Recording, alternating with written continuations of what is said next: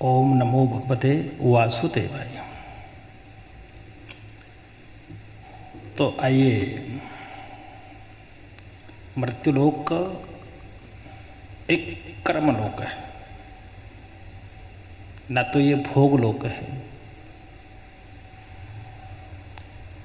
और ना ही ये वाणी लोक है। एक है तो केवल कर्मलोक, और यहाँ जीव सिर्फ व सिर्फ कर्म करने के लिए आता है।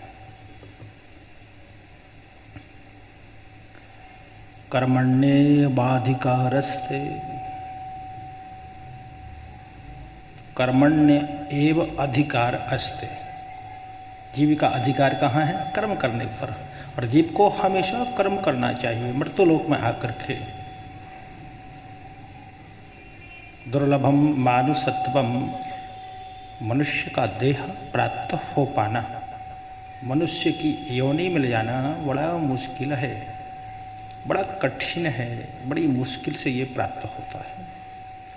और मनुष्य लोक कहो, मृत्युलोक कहो, धराधाम कहो या फिर कर्मलोक कहो, यहाँ जीव सिर्फ कर्म करने के लिए आता है। तो यहाँ हमें कर्म करना चाहिए। और महाराज कर्म अच्छे हों, कर्म अच्छे होना चाहिए। होता क्या है कि कहीं कहीं कर्म तो करते हैं पर कुत्सित कर्म करते हैं, जो मनुष्यों को नहीं करने चाहिए वह कर्म करते हैं। तो ये कर्मलोक है और हमेशा हमें यहाँ कर्म ही करना चाहिए।